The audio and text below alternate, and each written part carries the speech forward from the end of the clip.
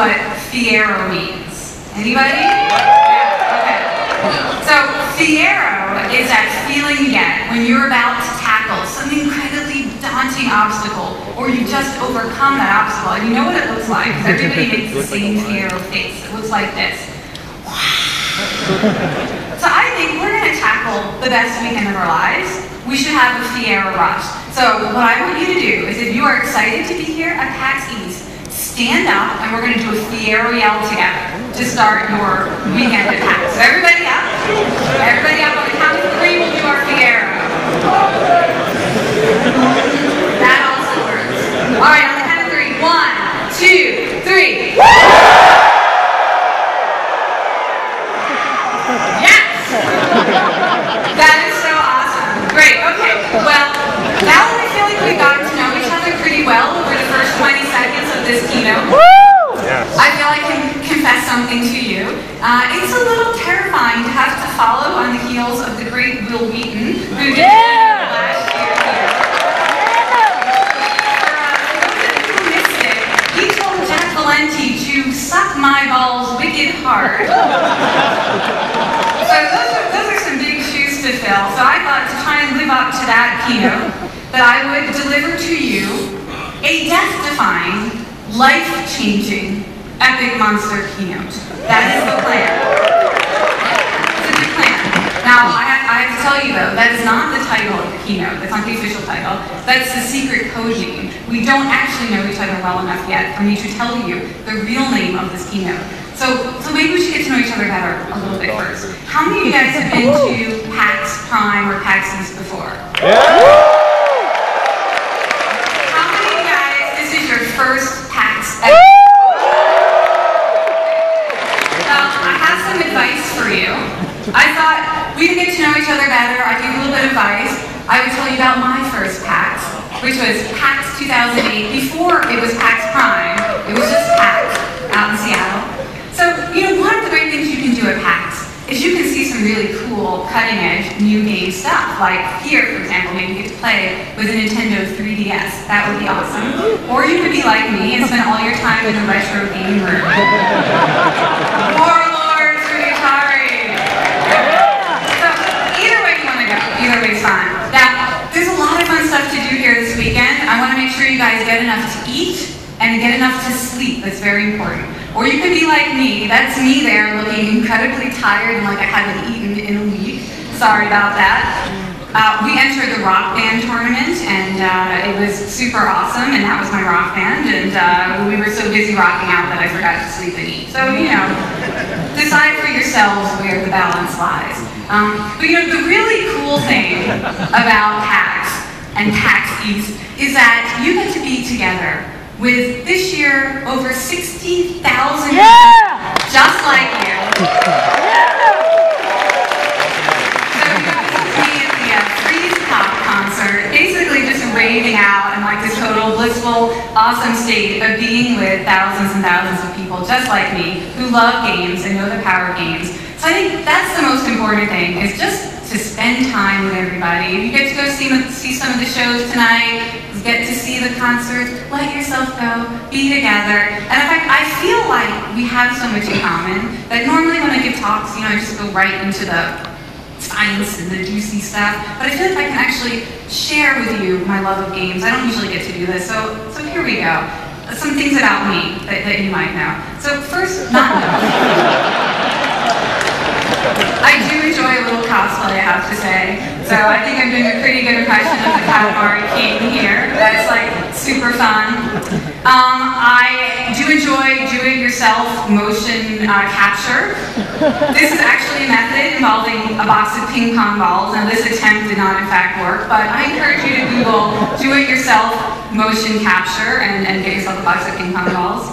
I don't own any real guns, but I do have a death ray. This is my death ray. You may recognize it from Dr. Horrible.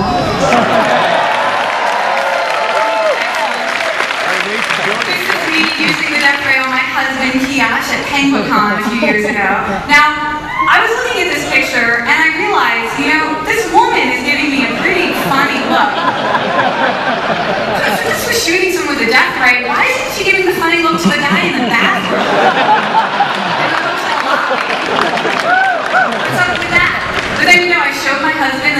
last night, and he's like, well, you know when she's giving you the funny look? You're holding it upside down.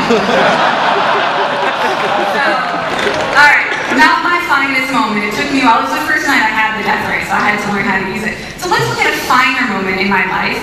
This was a highlight for me. I just want you to know. The cake is alive! Yes, I believed the whole time that the cake was not alive, so I had my fork ready for when I finally completed that game. There's my fork, you guys can see it. Now, this was 3 in the morning. I just stayed up pretty late to do it. I just wanted to, so you can see how kind of tired and haggard I look. I just want to point out my real-life companion cube, my dog Meche. Now, in fact, she really does look like a companion. Look at her nose. She's got like a little pink heart. It's amazing. We totally would have named her companion cube, except Portal came out after we adopted her. So instead, we named her after Meche and Grim Fandango. Now, what's really funny is when I was looking for a picture of Meche from Grim Fandango, I found it on this page. 25 plus sexes. She was 23 on that list. So, that's awesome.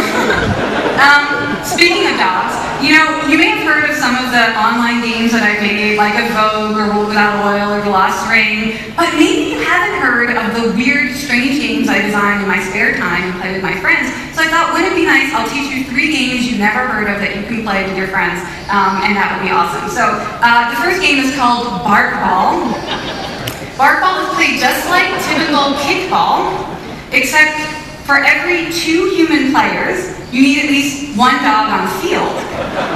And the dogs are allowed to do anything they want except interrupt the pitch, and you can bring as many decoy balls as you want onto the field. Okay? That's Bark Ball. I'm hoping to start a league, and we can do world championships soon. Those are all the red one is the real ball, the rest are decoys. Dachshunds are very good at this sport, by the way. They tend to sneak right up on you and trip you as you're running between the bases, so get yourself a dachshund on your team if you can. Okay, chicken soccer bowling! I love this game. Okay, there's some specialized equipment required. You need a welter's mask. You need a stuffed chicken. I don't recommend doing this with a live chicken. And you need a kid's bowling set. Now, the way this works is it's kind of a combination of soccer and maybe ice hockey and bowling and chickens. And what you do is, if you're the goalie, you have to hold the chicken between your knees, and if the chicken drops, you lose. And then you have to protect the pins. Somebody's going to bowl at them, and your job is to keep as many pins standing, but you use your hands and everything. So what happens is someone stands at the end of the hall, and you get to throw both bowling balls at the same time. And you can see this guy's very bad. First of all, he's not wearing the protective headgear, which is a big mistake, because you are allowed to bounce the balls off the wall in the hall. But you can see the one ball's already behind him. There's only 3 pins standing. There's another ball coming. He's a terrible player. But yeah, so chicken soccer bowling. You guys can play this at home now. It's a really cool game. And the last one is Tombstone Hold'em. It's a kind of poker. I know some of you guys have played it. This is a kind of poker you can only play in cemeteries. Here's how it works. First, you learn how to read a playing card in any tombstone. So, for example, rounded at top means it's a heart, and then the year of death is the face value. So this poor gentleman died in 1887, so this would be a 7 of hearts.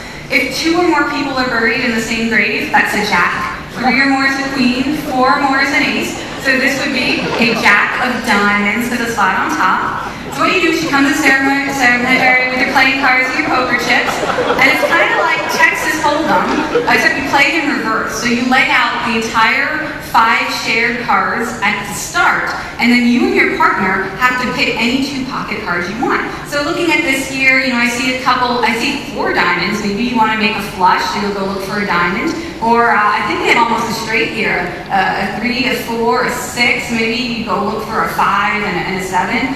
So you run out through the cemetery looking for the tombstones that match the cards that you want. When you find them, you have to be able to physically connect them with your partner. So here they found 2 tombstones together, so they're claiming those 2 tombstones for their hand. Sometimes you find stones that aren't as near each other, so you have to get a little bit creative. You have just 2 minutes to find your hand, and then everybody shows each other their hands, and the team that has the best hand wins, collects all their poker chips. It's really awesome. It's a good game to play with your family. Seriously. Or with hundreds of your closest friends, we sometimes do in the Bay Area. Okay, dude, you totally know 3 cool new games that you didn't know before. Bark ball, chicken soccer bowling, and tombstone hold'em. Don't say I never taught you anything. Okay. But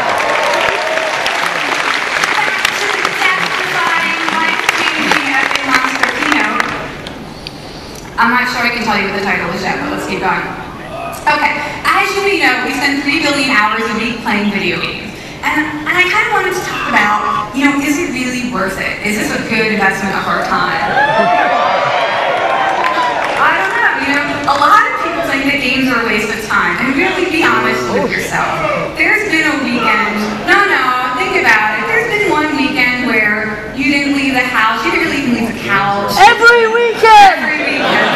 Every weekend! And occasionally, we maybe feel a little bit guilty. We feel a little bit of doubt. Was this the most productive way for me to spend my time? And there are a lot of people who look at gamers like us, and they worry, right? I'm sure everybody's had somebody say to them once, is this addicting? Are you distracted from what really matters in real life? And then there's sort of weird, horrible stereotype about gamers that, we're not good at life, but we're really good at games, and so we'll just keep playing our games, and it doesn't really matter if we're not awesome at life. But this is completely stupid, of course. I'm here to talk about why none of this is true. Some of you might have seen me attempt to persuade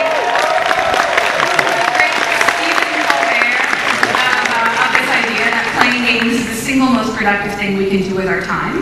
And I suggested that, in fact, instead of only spending 3 billion hours a week playing games, we should spend 21 billion hours a week playing games. Yeah, I get that number. I think we should aspire for half the planet, or 3 billion people, to spend an hour a day playing games. I think that would be a totally legitimate goal. So that's what I 21 hours a week, and he thought that was a great idea. He did. He thought that was a crazy idea. But let's think about this. How crazy is it? Okay, everyone in this room will almost certainly have spent 10,000 hours playing games by the age of 21, which, if you didn't know, that's exactly the number of hours that you spend in the classroom for all of middle school and high school. So that's pretty awesome. Well, it's like a parallel track of education. But when I heard the statistic, which was from a Carnegie Mellon University researchers, yes, CMU is so good for games. I did start to wonder, does 10,000 hours of playing computer video games have side effects? I mean, it might, right? Because that's a lot. So I thought I would share with you some of the side effects from science. Playing computer video games are. So in fact, the title of this keynote is The Top Secret Science of Why Games Make You Awesome 101.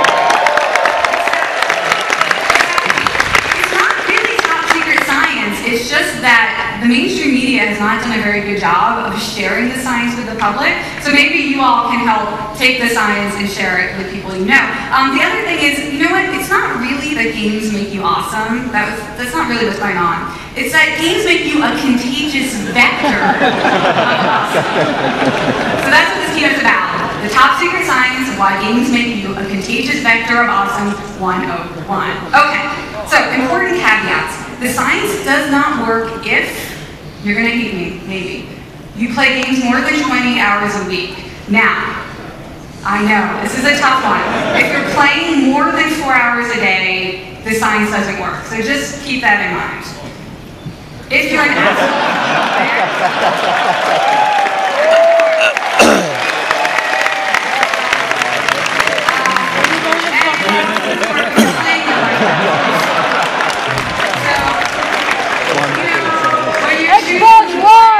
which online communities to join, please keep that in mind. Okay, but otherwise, it totally works. Okay, so I want to start with the children, because as you know, there are many people concerned with the video games and how they're destroying our youth and that sort of thing. I'm sure you guys know that there have been many, many studies showing that there is no correlation, let alone causation, of real-world violence and playing violent video games.